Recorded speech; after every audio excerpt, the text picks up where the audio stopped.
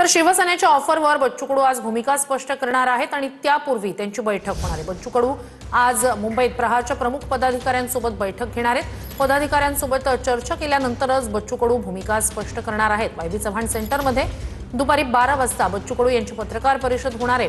प्रहार विलीन करण्याची बच्चू कडू यांना शिवसेनेकडून ऑफर देण्यात आलेली आहे।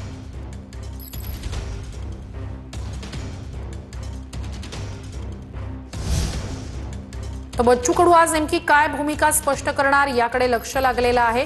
प्रहार पक्ष विलीन करा, विधान परिषदेच्या पार्श्वभूमीवर शिवसेनेकडून ही ऑफर त्यांना देण्यात आलेली होती। तर बच्चू कडू या सगळ्या संदर्भात आता पदाधिकाऱ्यांशी चर्चा करणार आहेत। दुपारी त्यांची पत्रकार परिषद 12 वाजता आणि त्याआधी बच्चू कडू यांच्या प्रमुख पदाधिकाऱ्यांशी चर्चा होईल। आता बच्चू कडूंवरती कोणता दबाव आहे मला माहित नाही। मी बच्चू कडून एक अत्यंत प्रामाणिक नेता, शेतकऱ्यांसाठी लढणारा, दिव्यांगांसाठी लढणारा असं मी मानतो।